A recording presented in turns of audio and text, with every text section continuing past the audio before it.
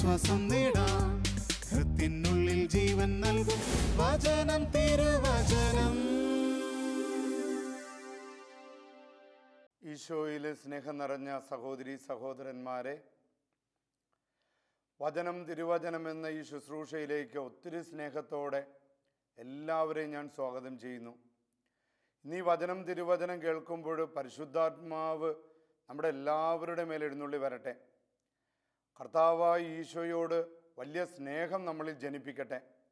പ്രത്യേകിച്ച് ക്രൂശിതനായ കർത്താവിൻ്റെ തിരുമുറിവുകളിലൂടെ നാം രക്ഷ പ്രാപിക്കുമെന്നുള്ള വലിയ കൃപ നമ്മളിലേക്ക് ഒഴുകട്ടെ.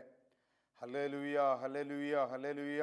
യേശുവേ നന്ദി, കർത്താവേ സ്തോത്രം, പരിശുദ്ധാത്മാവേ നന്ദി. ഈ ശുശ്രൂഷയെ അവിടെ നിന്ന് ആശീർവദിക്കണമേ. കർത്താവെ ഞങ്ങളെ അനുഗ്രഹിക്കണമേ. ഇന്നത്തെ ശുശ്രൂഷയിലൂടെ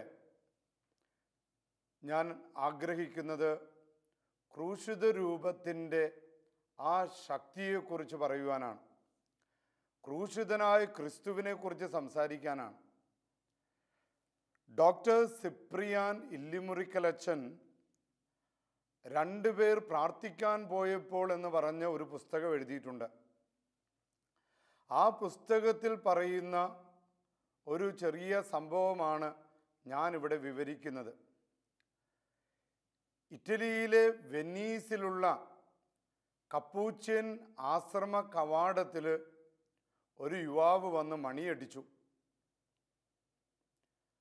വാതിൽ തുറന്ന ആളോട് പറഞ്ഞു, എനിക്ക് ആശ്രമാധിപനെ കാണണം. കുറച്ച് കഴിഞ്ഞപ്പോൾ ആശ്രമാധിപൻ വന്ന് ഈ യുവാവിനോട് കാര്യമന്വേഷിച്ചു. ഈ യുവാവിൻ്റെ പേര് ജൂലിയോ റോസി എന്നായിരുന്നു.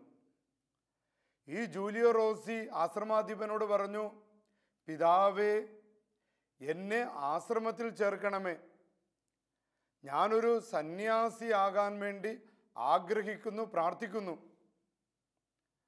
ആശ്രമാധിപൻ്റെ ഉള്ളിൽ സന്തോഷം തോന്നിയെങ്കിലും ഈ ജൂലിയോ റോസിയുടെ ശരീരപ്രകൃതി കണ്ടപ്പോൾ, കാരണം വലിയ ആരോഗ്യമുള്ള ആളല്ലായിരുന്നു ഈ ജൂലിയോ റോസി. അപ്പോൾ ആശ്രമാധിപൻ പറഞ്ഞു, നോക്കിക്കേ മോനെ, ഒരു സന്യാസിയാകുക അത്ര എളുപ്പമല്ല. അതികഠിനമായ പ്രാശ്ചിത്യങ്ങൾ, ദിവസങ്ങളോളം നീണ്ടു നിൽക്കുന്ന ഉപവാസങ്ങൾ, അപ്പോൾ വളരെ കഠിനമായ വഴിയിലൂടെ നടന്നാൽ മാത്രമേ ഒരു സന്യാസിയാകാൻ സാധിക്കുകയുള്ളൂ.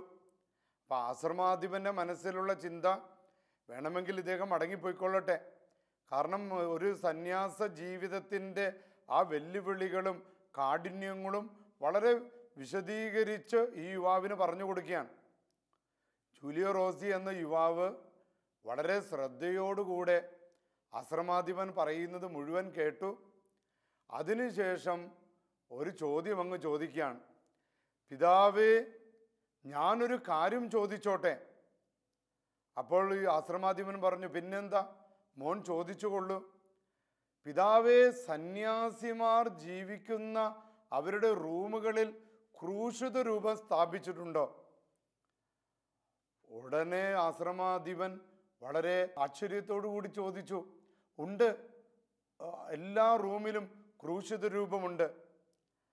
അപ്പോൾ ജൂലിയോ റോസി എന്ന യുവാവ് പറഞ്ഞു, എങ്കിൽ പിതാവേ അങ്ങ് പറഞ്ഞ എല്ലാ വെല്ലുവിളികളെയും എല്ലാ പീഡകളെയും എത്ര കഠിനമാണെങ്കിലും അവയെ നേരിടാനായിട്ട് ഞാൻ തയ്യാറാണ്.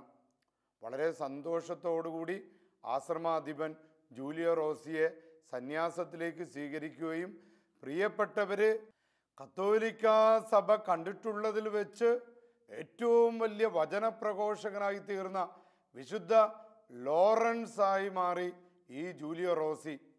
പിൽക്കാലത്ത് വിശുദ്ധ ലോറൻസ് എന്നറിയപ്പെട്ടുകൊണ്ട് ശക്തനായ സഭയുടെ ശക്തനായ വചനപ്രഘോഷകനായിട്ട് മാറിയ ജൂലിയോ റോസിയുടെ കഥയാണ് ഈ ചെറിയ സംഭവത്തിലൂടെ പറയുന്നത്. അപ്പോൾ വിശുദ്ധ കുരിശ്, ക്രൂശിത രൂപം നമ്മുടെ എല്ലാവരുടെയും ജീവിതത്തിൻ്റെ ശക്തിയാണ്. ക്രിസ്തുനാഥൻ കുരിശിലൂടെ ലോകത്തെ രക്ഷിച്ചു, പാപികളെ രക്ഷിച്ചു, വേദനിക്കുന്നവരെ രക്ഷിച്ചു. വേറെ ഒരു വഴിയും കർത്താവ് കാണിച്ചു കൊടുത്തില്ല. രക്ഷയുടെ വഴി കുരിശിൻ്റെ വഴിയാണ്. അപ്പം അതുകൊണ്ട് യേശുവിനെ അറിയുന്നവർ, യേശുവിൻ്റെ വഴികളിലൂടെ പിഞ്ചെല്ലുന്നവർ കുരിശിൻ്റെ ജ്ഞാനം, കുരിശിൻ്റെ കൃപകൾ അവ തിരിച്ചറിയുകയും ഈ ജ്ഞാനം അഹങ്കാരികളിൽ നിന്നും ബുദ്ധിമതികളിൽ നിന്നും മറച്ചു വെച്ചുകൊണ്ട് ദൈവം ശിശുക്കൾക്ക് വെളിപ്പെടുത്തി കൊടുക്കുകയാണ്. അതായത് തുറവിയുള്ളവർക്ക്, എളിമയുള്ളവർക്ക് കുരിശിൻ്റെ ജ്ഞാനം ദൈവം വെളിപ്പെടുത്തി കൊടുക്കുകയാണ്. അതുകൊണ്ടാണ് ക്രിസ്തുവിനെ സ്നേഹിക്കുന്നവർ കുരിശിനെ സ്നേഹിക്കുകയും ക്രൂശിതനായ ക്രിസ്തുവിലൂടെ ലോകത്തെ രക്ഷിക്കുന്നതിന് ക്രിസ്തുവിനോട് ചേർന്ന് നിൽക്കുകയും ചെയ്യുന്നത്. 1 കൊറിന്ത്യക്കാർക്ക് എഴുതിയ ലേഖനം 1-ാം അധ്യായം 18-ാം വാക്യത്തിൽ ഇങ്ങനെ പറയുന്നുണ്ട്: കുരിശിൻ്റെ വചനം നാശത്തിലൂടെ ചരിക്കുന്നവർക്ക് ഭോഷത്തരമാണ്. കാരണം ഈ ലോകത്തിൻ്റെ കണ്ണുകൾ കൊണ്ട് കാണുമ്പോൾ കുരിശുമരണവും വിശുദ്ധ കുരിശും വലിയൊരു ദുരന്ത കഥയാണ്. കാരണം ലോകത്തെ രക്ഷിക്കാൻ വേണ്ടി വന്ന ദൈവത്തിൻ്റെ പുത്രൻ, ലോകത്തെ രക്ഷിക്കാൻ വേണ്ടി വന്ന ദൈവത്തിൻ്റെ പുത്രൻ ഏറ്റവും അവസാനം ഗാഗുൽത്താ മലയിൽ കുരിശിൽ തൂങ്ങിക്കിടക്കുകയാണ്. അപ്പോൾ ഈ ലോകത്തിൻ്റെ കണ്ണുകൾ കൊണ്ട് ഈ ലോകത്തിൻ്റെ അധികാരികൾക്ക്, ലോകത്തിൻ്റെ അധിപന്മാർക്ക് അത് ഭോഷത്തരമാണ്. കാരണം എല്ലാം വെട്ടിപ്പിടിക്കാൻ, എല്ലാ സുഖങ്ങളും അനുഭവിക്കുന്ന അധികാരങ്ങളെയും സിംഹാസനങ്ങളെയുമാണ് നാം കണ്ടിട്ടുള്ളത്. നേരെ മറിച്ച് സ്വയം ശൂന്യവൽക്കരണത്തിൻ്റെ, തോറ്റുകൊടുക്കലിൻ്റെ, സ്നേഹിച്ചതുകൊണ്ട് ജീവൻ കൊടുക്കുന്നതിൻ്റെ, തന്നെ സ്നേഹിക്കുന്ന തൻ്റെ പ്രിയപ്പെട്ടവർക്ക് വേണ്ടി ജീവൻ ബലി കൊടുക്കുന്ന ആ ദൈവസ്നേഹം അതായത് ഈ ലോകത്തിലെ അധിപന്മാർക്ക് അത് ഭോഷത്തിൻ്റെ ദൈവശാസ്ത്രമാണെങ്കിൽ, രക്ഷയിലൂടെ ചരിക്കുന്നവർക്ക്, അതായത് നീതിമാന്മാർക്ക്, ദൈവീക പദ്ധതികൾ തങ്ങളുടെ ജീവിതത്തിൽ സ്വീകരിച്ചുകൊണ്ട് ദൈവകൽപ്പനകൾ അനുസരിച്ച് ജീവിക്കുന്നവർക്ക് ഇത് രക്ഷയുടെ ശക്തിയത്രേ, രക്ഷയുടെ അടയാളമത്രേ, വിടുതലിൻ്റെ അടയാളമത്രേ. കാരണം കുരിശുമരണത്തിലൂടെ ലോകത്തെ രക്ഷിച്ച ക്രിസ്തുവിനെ തങ്ങളുടെ ദൈവവും രക്ഷകനുമായിട്ട് സ്വീകരിച്ചിരിക്കുകയാണ്. കുരിശിൻ്റെ ദൈവശാസ്ത്രം രക്ഷയുടെ ശാസ്ത്രമാണ്. അത് ഉൾക്കൊള്ളാൻ നാം ചെയ്യേണ്ടത് ദൈവത്തിൻ്റെ സ്നേഹം തിരിച്ചറിയണം. ഈ ലോകത്തിനോടുള്ള ദൈവത്തിൻ്റെ സ്നേഹം അത്രമാത്രം ഈ ലോകത്തെ ദൈവം സ്നേഹിച്ചതുകൊണ്ട് തൻ്റെ ഏകപുത്രനെ നൽകുകയാണ്. ആ ഏകപുത്രൻ്റെ മരണത്തിലൂടെ അവൻ്റെ നെഞ്ചു കുത്തി തുറന്ന് അതിൽ നിന്നൊഴുകുന്ന രക്തവും വെള്ളവും കൊണ്ട് മാനവകുലം മുഴുവൻ, സകല ജാതി മനുഷ്യരും, സകല സംസ്കാരങ്ങളും, സകല ദേശങ്ങളും നവീകരിക്കപ്പെടണമെന്നുള്ളതാണ് ദൈവത്തിൻ്റെ പദ്ധതി. ആദവും ഹവ്വയും പാപം ചെയ്ത് മരണത്തിൻ്റെ ആ സംസ്കാരത്തിലേക്ക് വീണുപോയപ്പോൾ, അന്ധകാരത്തിലേക്ക് വീണുപോയപ്പോൾ, പ്രകാശമില്ലാതെ അവർ അന്ധകാരത്തിൻ്റെ മക്കളായി തീർന്നപ്പോൾ, കാരുണ്യവാനായ ദൈവം, സ്നേഹമുള്ള ദൈവം ലോകത്തിന് കൊടുത്ത രക്ഷയാണ് ക്രൂശിതനായ ക്രിസ്തു. ആ ക്രൂശിതനായ ക്രിസ്തുവിങ്കിലേക്ക് ഉറ്റുനോക്കുന്ന എല്ലാ മനുഷ്യരും, പാപികളും ബലഹീനരും, ദുഷ്ടന്മാരും ശിഷ്ടന്മാരും എല്ലാവരും രക്ഷ പ്രാപിക്കും. പാപികൾക്ക് മാനസാന്തരം ലഭിക്കും, ദുഷ്ടന്മാർക്ക് മനപരിവർത്തനം ലഭിക്കും, എളിമയുള്ളവർ ഉയർത്തപ്പെടും, നിഷ്കളങ്കർക്ക് സ്വർഗരാജ്യം ലഭിക്കും, വിശുദ്ധിയുള്ളവർ ദൈവരാജ്യത്തിലേക്ക് ഉയർത്തപ്പെടും. അങ്ങനെ ലോകത്തിൻ്റെ അടയാളമായി, രക്ഷയുടെ വിശുദ്ധിയുടെ അടയാളമായിട്ട് ക്രൂശിത രൂപം മാറിയിരിക്കുകയാണ്. ക്രിസ്തുവിൻ്റെ ദിവ്യരഹസ്യമാണ് വിശുദ്ധ കുരിശ്. എന്താണ് ആ ദിവ്യരഹസ്യം? മറ്റൊന്നുമല്ല, സ്വയം ശൂന്യവൽക്കരണത്തിൻ്റെ, ഒന്നുമല്ലാതായി തീരുന്നതിൻ്റെ. ഒരപ്പൻ ക്രൂശിത രൂപം തൻ്റെ ജീവിതത്തിൻ്റെ രക്ഷയുടെ അടയാളമായി സ്വീകരിക്കുമ്പോൾ തൻ്റെ ജീവിതം തൻ്റെ കുടുംബത്തിന് വേണ്ടി, തൻ്റെ മക്കൾക്ക് വേണ്ടി സ്വയം ശൂന്യവൽക്കരിക്കുകയാണ്. ഒന്നും ഇങ്ങോട്ട് കിട്ടുന്നില്ല, ഒരു നല്ല വാക്കുപോലും വേണ്ട. രാവിലെ മുതൽ പകലന്തിയോളം പണിയെടുത്തുകൊണ്ട് തൻ്റെ മക്കൾക്ക് വേണ്ടി, കുടുംബത്തിന് വേണ്ടി കഷ്ടപ്പെടുന്ന ഒരപ്പൻ ശരിക്കും ആ സ്വയം ശൂന്യവൽക്കരണത്തിൻ്റെ, ക്രിസ്തുവിൻ്റെ ആ ദിവ്യരഹസ്യത്തെ തൻ്റെ ജീവിതത്തിൽ പ്രാവർത്തികമാക്കിയാണ്. ഒരമ്മയുടെ ജീവിതം തന്നെ അവൾ ഒരു കത്തിച്ചു വെച്ചിരിക്കുന്ന ഒരു മെഴുകുതിരി പോലെയാണ്. ആ ഒരു മെഴുകുതിരി ഇങ്ങനെ കത്തിച്ചു വെക്കുമ്പോൾ അതിങ്ങനെ ഉരുകി ഉരുകി ഉരുകി ഉരുകി ഇല്ലാതാകുകയാണ്. എന്നാൽ ഇല്ലാതായിക്കൊണ്ട് മറ്റുള്ളവർക്ക് പ്രകാശം കൊടുക്കുകയാണ്. ഒരമ്മയുടെ ജീവിതം നമുക്കറിയാം. രാവിലെ വെളുപ്പിന് എഴുന്നേറ്റ് പാതിര വരെ വീട്ടിലെ കാര്യങ്ങളെല്ലാം ചെയ്യുന്നു. ജോലിയുള്ളവരാണെങ്കിൽ ജോലിക്ക് പോകുന്നു. ഒരു മിനിറ്റ് പോലും വെറുതെ ഇരിക്കാനാവാത്ത, എന്നിട്ട് എപ്പോഴും അമ്മമാർക്ക് കിട്ടുന്നത് എന്താണ്? കുറ്റപ്പെടുത്തലുകൾ, ഒറ്റപ്പെടുത്തലുകൾ, അപമാനിക്കപ്പെടൽ. സ്നേഹിച്ച് നെഞ്ചോട് ചേർത്ത് പിടിച്ച മക്കൾ പോലും ഈ അമ്മമാരെ ഉപേക്ഷിക്കുമ്പോൾ, അമ്മമാരെ വഴിയിൽ വലിച്ചെറിയുമ്പോഴും ഉപേക്ഷിക്കുമ്പോഴും ഒത്തിരി സ്നേഹത്തോടെ തൻ്റെ ജീവിതം സമർപ്പിക്കുകയാണ്. ഈ ലോകത്ത് നിന്നോ മക്കളിൽ നിന്നോ ഒരു നല്ല വാക്ക് പോലും ഒരമ്മയ്ക്ക് ലഭിക്കില്ല. പക്ഷേ എന്നിട്ടും ഈ അമ്മ വ്യവസ്ഥകളില്ലാതെ തൻ്റെ കുടുംബത്തെ ശുശ്രൂഷിക്കുന്നു, തൻ്റെ മക്കളെ ശുശ്രൂഷിക്കുന്നു, തൻ്റെ മക്കളുടെ മക്കളെ ശുശ്രൂഷിക്കുന്നു. ആ ഒരു സ്വയം ശൂന്യവൽക്കരണത്തിൻ്റെ, ആ ഒരു സമർപ്പണത്തിൻ്റെ, ആ ഒരു ത്യാഗത്തിൻ്റെ ശക്തി എന്ന് പറയുന്നത് ക്രൂശിത രൂപത്തിൻ്റെ ശക്തിയാണ് പ്രിയപ്പെട്ടവരെ. അപ്പോൾ ക്രിസ്തു നമുക്ക് നേടിത്തന്ന ആ ഒരു വിജയം എന്ന് പറയുന്നത് തൻ്റെ പീഡാസഹനത്തിലൂടെ, തൻ്റെ മരണത്തിലൂടെ ലോകത്തിന് രക്ഷ കൊടുക്കുകയാണ്, വലിയ ഒരു വിജയം കൊടുക്കുകയാണ്. ക്രൂശിതൻ്റെ ശക്തി നമ്മെ പഠിപ്പിക്കുന്നത് ലൂക്ക 18:17 ഇങ്ങനെ പറയുന്നുണ്ട്: ക്രിസ്തുവിൻ്റെ മരണത്താൽ ലോകത്തെ വീണ്ടെടുത്തതുപോലെ മനുഷ്യന് അസാധ്യമായത് ദൈവത്തിന് സാധ്യമാണ്. കാരണം പാപത്തിൽ അധപ്പതിച്ച് മരണത്തിനടിമപ്പെട്ട് ഇനി രക്ഷയില്ല എന്ന് കരുതിയിരുന്ന മനുഷ്യൻ, ഇതാ മനുഷ്യന് അസാധ്യമായത് ദൈവം സാധ്യമാക്കി തീർക്കുകയാണ്. ദൈവം സാധ്യമാക്കി തീർക്കുന്നത് തൻ്റെ ജീവൻ ബലി കൊടുത്തുകൊണ്ടാണ്, തന്നെ സമർപ്പിച്ചുകൊണ്ടാണ്, എല്ലാ ദുഃഖങ്ങളും ഏറ്റെടുക്കാൻ. അതുകൊണ്ടാണ് ക്രിസ്തു പറയുന്നത്, വേദനിക്കുന്നവരെ, പീഡിപ്പിക്കപ്പെടുന്നവരെ, സങ്കടപ്പെടുന്നവരെ, നിങ്ങൾ എൻ്റെ അടുത്തേക്ക് വരുവിൻ, ഞാൻ നിങ്ങളെ ആശ്വസിപ്പിക്കാം. നിങ്ങൾ കൂടോത്രങ്ങളുടെ അടുത്ത് പോകേണ്ട, മന്ത്രവാദത്തിൻ്റെ അടുത്തേക്ക് പോകേണ്ട. നിങ്ങൾ ഇങ്ങനെ നിങ്ങളുടെ കുടുംബങ്ങളിൽ ചിലപ്പോൾ എരുതിയിൽ എണ്ണ ഒഴിക്കാനുള്ള ഉപദേശങ്ങൾ നൽകുന്ന ഒരുപാട് പേരുണ്ടാകാം. അവരുടെ അടുത്തേക്കൊന്നും പോകേണ്ട, നിങ്ങൾ എൻ്റെ അടുത്തേക്ക് വരുവിൻ. ഇപ്പം നമുക്ക് ദമ്പതികളുടെ ജീവിതം എടുക്കാം. ദമ്പതികളുടെ ജീവിതത്തിൽ ഒരുപാട് പ്രശ്നങ്ങളും പ്രയാസങ്ങളൊക്കെ ഉണ്ടാകും. അൾത്താരയുടെ മുൻപിൽ നിന്നുകൊണ്ട് അവരെടുക്കുന്ന തീരുമാനം എന്താ?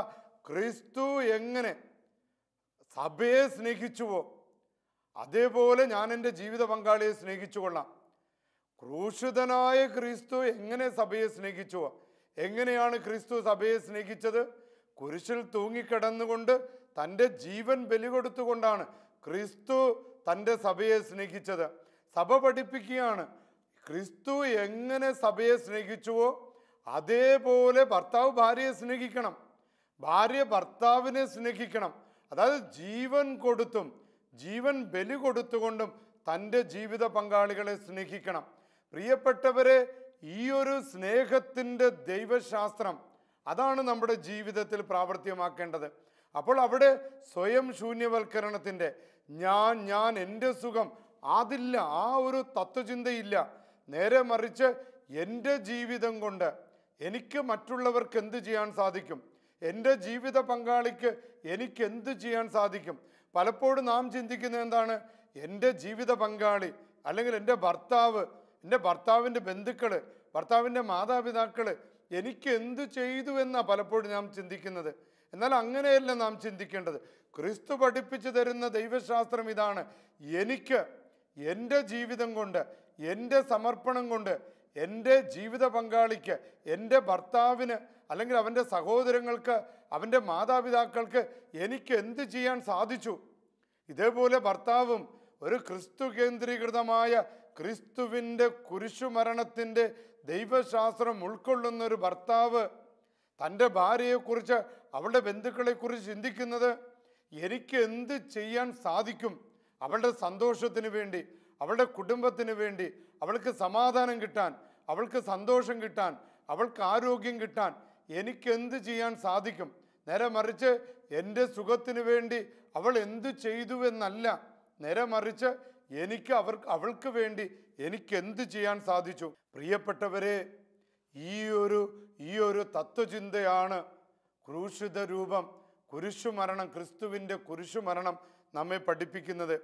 ഇവിടെ നാം ചിന്തിക്കേണ്ടത്, ഈ ഒരു ക്രിസ്തു, എനിക്ക് വേണ്ടി കുരിശിൽ തൂങ്ങി മരിച്ച ക്രിസ്തു എനിക്കാരാണ്, എൻ്റെ കുടുംബത്തിന് ആരാണ് എന്ന ഒരു ബോധ്യം നമുക്കുണ്ടാകണം. നമുക്കറിയാം, ക്രിസ്തുവിൻ്റെ ജീവിതത്തിൽ തന്നെ മത്തായിയുടെ സുവിശേഷം 16-ാം അധ്യായം 13 മുതൽ 19 വരെ ക്രിസ്തു ഇങ്ങനെ ചോദിക്കുന്നുണ്ട്, ഞാൻ ആരാണെന്നാണ് ജനങ്ങൾ പറയുന്നത്? അവിടെ നാം കേൾക്കുന്നുണ്ട്, ജനങ്ങൾക്ക് ക്രിസ്തു സ്നാപയോഹന്നാനാണ്, ക്രിസ്തു ഏലിയായാണ്, ജനങ്ങൾക്ക് ക്രിസ്തു ജെറമിയായാണ്.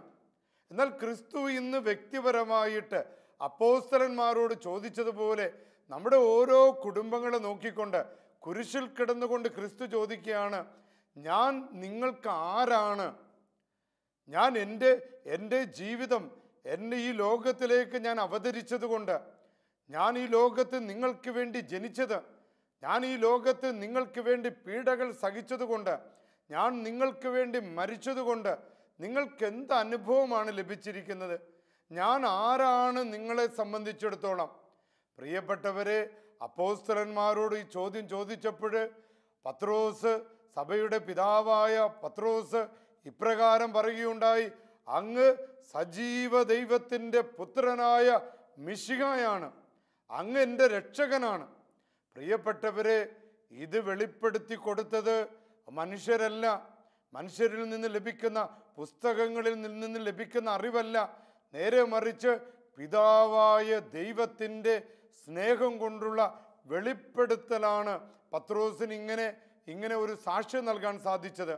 യേശുക്രിസ്തുവിനെ വ്യക്തിപരമായി കണ്ടുമുട്ടി അവനോടൊപ്പം ജീവിച്ച് ക്രിസ്തു സ്നാപയോഹന്നാൻ ക്രിസ്തുവിനെ ചൂണ്ടിക്കാണിച്ചു കൊടുത്തപ്പോൾ, ഇതാ ലോകത്തിൻ്റെ പാപങ്ങൾ നീക്കുന്ന ദൈവത്തിൻ്റെ കുഞ്ഞാടെന്ന് ചൂണ്ടിക്കാണിച്ചു കൊടുത്തപ്പോൾ, മറ്റുള്ളവയെല്ലാം വിട്ടുകൊണ്ട് ആ ക്രിസ്തുവിൻ്റെ അടുത്ത് ചെന്നു, ഗുരുവേ, അങ്ങ് എവിടെയാണ് വസിക്കുന്നത്?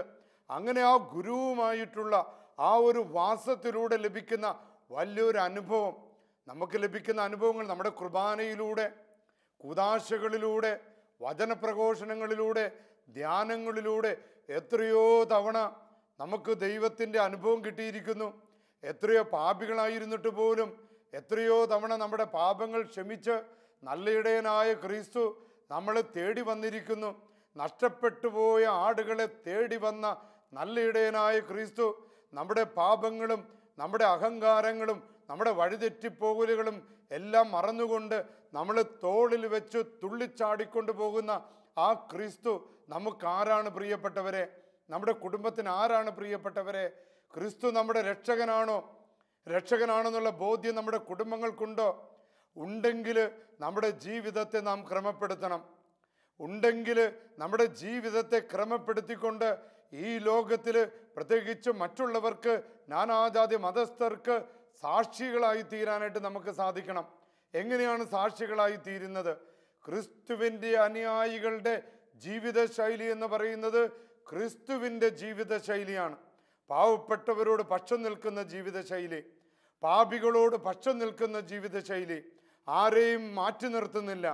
ആരെയും മാറ്റി നിർത്താതെ കാൽവരി മലയിൽ കുരിശു തൂങ്ങി കിടന്നപ്പോൾ പോലും തൻ്റെ ചുറ്റുമുള്ള കള്ളനോട് പറുദീസ വാഗ്ദാനം ചെയ്ത ക്രിസ്തു, തൻ്റെ ചങ്കില് ആ കുന്തം കുത്തി തുറക്കപ്പെട്ട ആ കണ്ണുപൊട്ടനായ ലൊഞ്ചൂനിയൂസ് എന്ന് പറയുന്ന ആ പട്ടാളക്കാരനോട് പോലും നമ്മുടെ പാരമ്പര്യം പറയുന്നത് ആ തിരുഹൃദയത്തിൽ നിന്നൊഴുകിയ രക്തം കൊണ്ട് ലൊഞ്ചൂനിയൂസ് എന്ന് പറയുന്ന കണ്ണുപൊട്ടൻ്റെ ആ കണ്ണുകൾക്ക് കാഴ്ച കിട്ടിയെന്ന് പാരമ്പര്യം പഠിപ്പിക്കുന്നുണ്ട്. അതിനർത്ഥം എന്താണ്? തൻ്റെ നെഞ്ചു കുത്തി തുറന്നവനോട് പോലും കരുണ കാണിക്കുന്ന ക്രിസ്തു. തന്നെ ദ്രോഹിച്ച ആ പട്ടാളക്കാരോട്, പിതാവായ ദൈവമേ, അവർ ചെയ്യുന്നത് എന്തെന്ന് അവരറിയുന്നില്ല, അവരോട് ക്ഷമിക്കണമെന്ന് പഠിപ്പിച്ച ക്രിസ്തു. പ്രിയപ്പെട്ടവരെ, ആ ക്രിസ്തു എൻ്റെ രാജാവാണെങ്കിൽ, ആ ക്രിസ്തു എൻ്റെ രക്ഷകനാണെങ്കിൽ, ആ ക്രിസ്തു പഠിപ്പിച്ചതുപോലെ ദൈവസ്നേഹവും പരസ്നേഹവും നമ്മുടെ ജീവിതത്തിൽ പ്രാവർത്തികമാക്കണം. എൻ്റെ ദൈവമേ, എൻ്റെ ദൈവമേ, എൻ്റെ ദൈവമേ, ഹല്ലേലൂയ, ഹല്ലേലൂയ, ഹല്ലേലൂയ എന്ന് 1000 വട്ടം ആർത്തട്ടഹസിച്ചാലും പ്രിയപ്പെട്ടവരെ, ആ ക്രിസ്തുവിനോടുള്ള സ്നേഹം നമ്മുടെ ജീവിതത്തിൽ നമുക്ക് പ്രാവർത്തികമാക്കാൻ പറ്റുന്നില്ല എങ്കിൽ ആ ദൈവമേ എന്ന് വിളിക്കുന്നത് കൊണ്ട് എന്ത് പ്രയോജനമാണുള്ളത്? ഒരിക്കലൊരു ഗുരു ചോദിച്ചു, മക്കളെ, നേരം പുലരുന്നത് എപ്പോഴാണ്? ഒരാൾ പറഞ്ഞു, ഗുരു അത് സൂര്യൻ ഉദിക്കുമ്പോഴാണ്. ഒരാൾ പറഞ്ഞു, അത് പ്രകാശമുള്ളപ്പോഴാണ്. ഗുരു പറഞ്ഞു, അല്ല മക്കളെ, അതൊന്നുമല്ല. നേരം പുലരുന്നത് അങ്ങ് ദൂരെ നിൽക്കുന്ന ആ സഹോദരനെ എന്ന് നിനക്ക് നിന്റെ സ്വന്തം സഹോദരനായിട്ട് കാണാൻ സാധിക്കുമോ? ആ ദൂരെ നിൽക്കുന്ന സഹോദരിയെ എന്ന് നിനക്ക് നിന്റെ സഹോദരിയായിട്ട് കാണാൻ പറ്റുന്നുവോ? അപ്പോൾ മാത്രമാണ് നിന്റെ ജീവിതത്തിൽ നേരം പുലരുന്നത്, നിന്റെ ജീവിതത്തിൽ പ്രകാശമുണ്ടാകുന്നത്. നേരെ മറിച്ച് അന്ധകാര നിമിത്തം പ്രകാശമില്ലാത്തവരായി കഴിയുമ്പോൾ നമുക്ക് എങ്ങനെയാണ് മറ്റുള്ളവരെ കാണാൻ സാധിക്കുന്നത്? നമ്മുടെ ജീവിതത്തിൽ എന്തെല്ലാം പ്രശ്നങ്ങളാണുള്ളത്? ഒരു തുണ്ട് ഭൂമിക്ക് വേണ്ടി, അല്ലെങ്കിൽ ചെറിയ ചെറിയ തർക്കങ്ങളിലൂടെ എത്രയോ പേര് പരസ്പരം മിണ്ടാതിരിക്കുന്നു. ഒരമ്മയുടെ വയറ്റിൽ ജനിച്ചിട്ട് പോലും പരസ്പരം സംസാരിക്കാതെ ഒരു നോട്ടം പോലും നടത്താതെ ജീവിക്കുന്ന എത്രയോ മക്കൾ നമ്മളിലുണ്ട്. എന്നിട്ടും പോയി പരിശുദ്ധ കുർബാനയിൽ പങ്കെടുത്തുകൊണ്ട് പരിശുദ്ധ കുർബാന സ്വീകരിക്കുന്ന എത്രയോ പേരുണ്ട്. എൻ്റെ കർത്താവേ എന്ന് വിളിക്കുന്നവരല്ല, നേരെ മറിച്ച് ക്രിസ്തു പഠിപ്പിച്ചതുപോലെ ക്ഷമിക്കാൻ, സ്നേഹിക്കാൻ, തോറ്റുകൊടുക്കാൻ, ഇതൊക്കെ നമ്മുടെ ജീവിതത്തിൽ പ്രാവർത്തികമാക്കാൻ സാധിക്കുന്നവന് മാത്രമാണ് യഥാർത്ഥ ക്രിസ്തുവിൻ്റെ ആ ക്രൂശിത രൂപത്തിൻ്റെ ആ ജ്ഞാനം നമുക്ക് ഗ്രഹിക്കാൻ സാധിക്കുകയുള്ളൂ. പ്രിയപ്പെട്ടവരെ, ക്രിസ്തു വിജ്ഞാനം, കുരിശിൻ്റെ ജ്ഞാനം നമ്മുടെ ജീവിതത്തിൽ പ്രാവർത്തികമാക്കാൻ നാം പരിശ്രമിക്കണം. അതിനുള്ള ശക്തിയും കൃപയും ക്രൂശിത രൂപത്തിൽ നിന്ന് തന്നെ നാം ചോദിച്ചു വാങ്ങണം. നമുക്കറിയാം, അസീസിയിലെ വിശുദ്ധ ഫ്രാൻസിസ് സൻ ഡാമിയാനോ എന്ന ദേവാലയത്തിൽ നിരന്തരം ക്രൂശിത രൂപത്തോട് കരഞ്ഞ് പ്രാർത്ഥിച്ചപ്പോൾ ആ ക്രൂശിത രൂപത്തിൽ നിന്ന് വലതുവശത്തെ കൈവന്ന് ഫ്രാൻസിസിനെ തൻ്റെ നെഞ്ചോട് ചേർത്ത് പിടിച്ചതായിട്ടുള്ള ആ ഒരു വലിയ അത്ഭുതത്തെക്കുറിച്ച് നാം കേട്ടിട്ടുണ്ട്. പ്രിയപ്പെട്ടവരെ, ക്രൂശിത രൂപം നമ്മുടെ കുടുംബങ്ങളിൽ, നമ്മുടെ കുടുംബത്തിൻ്റെ കേന്ദ്രമാണ്. അത് വെറും ക്രൂശിത രൂപം മാത്രമായിട്ട് നമ്മുടെ കുടുംബങ്ങളിൽ നിൽക്കാനുള്ളതല്ല. ആ ക്രൂശിത രൂപത്തിൻ്റെ ദൈവശാസ്ത്രം, ആ ക്രൂശിത രൂപത്തിൻ്റെ അർത്ഥം, ദൈവത്തിൻ്റെ പുത്രൻ സ്വയം ശൂന്യവൽക്കരിച്ചുകൊണ്ട് ഒന്നുമില്ലാതായി, ഒരു തലക്കനവുമില്ലാതായി മനുഷ്യനായി അവതരിച്ച് നമ്മുടെ പാപങ്ങൾക്ക് വേണ്ടി, നമ്മുടെ രോഗങ്ങൾക്ക് വേണ്ടി, നമ്മുടെ ബന്ധനങ്ങൾക്ക് വേണ്ടി കുരിശിൽ തൂങ്ങി മരിച്ച ആ വലിയ ദിവ്യജ്ഞാനം അത് നമ്മുടെ ഹൃദയത്തിൽ പതിപ്പിച്ചുറപ്പിക്കണം. അത് നമ്മുടെ ഹൃദയത്തിൽ പതിപ്പിച്ചുറപ്പിച്ചാൽ മാത്രമേ യഥാർത്ഥ ക്രിസ്ത്യാനിയായി നമുക്ക് ജീവിക്കാൻ സാധിക്കുകയുള്ളൂ. അങ്ങനെയുള്ളവർക്ക് മാത്രമാണ് ക്രിസ്തുവിൻ്റെ അനുയായികളായി തീരാൻ സാധിക്കുകയുള്ളൂ. മഹാത്മാഗാന്ധി പറഞ്ഞതായി കേട്ടിട്ടുണ്ട്, ഞാൻ ക്രിസ്തുവിനെ സ്നേഹിക്കുന്നു. ക്രൂശിതനായ ക്രിസ്തുവിൻ്റെ സ്വരൂപത്തിൻ്റെ മുൻപിൽ നിന്നുകൊണ്ടാണ് അദ്ദേഹം പറഞ്ഞത്, ഞാൻ ക്രിസ്തുവിനെ സ്നേഹിക്കുന്നു, എന്നാൽ ക്രിസ്ത്യാനികളെ സ്നേഹിക്കുന്നില്ല. കാരണം എന്താണ്? ക്രിസ്ത്യാനികൾ ക്രിസ്തു പഠിപ്പിച്ചതുപോലെ ജീവിക്കുന്നില്ല, ക്രിസ്തു വിജ്ഞാനം അനുസരിച്ച് ജീവിക്കുന്നില്ല. അത് ആ ക്രിസ്തുവിൻ്റെ തത്വങ്ങൾ ജീവിതത്തിൽ പ്രാവർത്തികമാക്കുന്നില്ല. ഇന്ന് കൊള്ളയും കൊള്ളിവയ്പും വഞ്ചനയും അക്രമവും ചതിയും പണത്തിനു വേണ്ടിയുള്ള ഓട്ടവും മദ്യവും മയക്കുമരുന്നും എല്ലാത്തിനും അടിമപ്പെട്ട് കഴിയുന്നവർക്ക് എങ്ങനെയാണ് ക്രിസ്ത്യാനികളെന്ന് പറയാൻ സാധിക്കുക? പ്രിയപ്പെട്ടവരെ, ഒരു ക്രിസ്തുവിൻ്റെ ആ നാമത്തിൽ ഒരു മാനസാന്തരം നമുക്ക് വേണം. ഒരു മാറ്റം നമ്മുടെ ജീവിതത്തിൽ ഉണ്ടാകണം. ക്രൂശിതനായ ക്രിസ്തുവിൻ്റെ ആ ബലത്താൽ, അത്ഭുത ശക്തിയാൽ നമ്മുടെ ജീവിതത്തിൽ അത്ഭുതങ്ങൾ നടക്കണം. ക്രിസ്തുവിൻ്റെ കുരിശിലേക്ക് ഉറ്റുനോക്കിക്കേ. നമുക്ക് വേണ്ടി രക്ഷ നൽകിയ ക്രിസ്തുവാണ് ഈ ക്രൂശിത രൂപത്തിലുള്ളത്. ഈ ക്രിസ്തുവിൻ്റെ നാമത്താൽ രക്ഷിക്കപ്പെട്ട ഭവനമാണ് നമ്മുടേത്. അപ്പോൾ എല്ലാ ആകുലതകളും, എല്ലാ രോഗങ്ങളും, എല്ലാ അസ്വസ്ഥതകളും ഈ ക്രൂശിതനായ ക്രിസ്തുവിൻ്റെ നാമത്താൽ നമ്മുടെ കുടുംബങ്ങളിൽ നിന്ന് വിട്ടുപോകട്ടെ. ഒരു ക്രിസ്ത്യാനിക്ക് യോഗ്യത അനുസരിച്ചല്ല നാം ജീവിക്കുന്നതെങ്കിൽ അതിന് കാരണമായിട്ടുള്ള തിന്മകളെ അച്ഛനിപ്പോൾ ബന്ധിച്ച് ബഹിഷ്കരിച്ച് പ്രാർത്ഥിക്കുന്നു. മദ്യത്തിൻ്റെ, മയക്കുമരുന്നിൻ്റെ, ജഡികാസക്തികളുടെ, പാപാന്തകാരത്തിൻ്റെ എല്ലാ ബന്ധനങ്ങളെയും സാത്താൻ്റെ കെട്ടുകളെയും കർത്താവായ യേശുവിൻ്റെ നാമത്താൽ, ക്രൂശിതനായ ക്രിസ്തുവിൻ്റെ നാമത്താൽ ഇപ്പോൾ ബന്ധിച്ച് ബഹിഷ്കരിച്ച് പ്രാർത്ഥിക്കുന്നു. ഭവനങ്ങളിൽ നിന്നും തിന്മകൾ വിട്ടുപോകട്ടെ. ക്രൂശിതനായ ക്രിസ്തുവിൻ്റെ നാമത്താൽ രോഗികൾ സൗഖ്യം പ്രാപിക്കട്ടെ.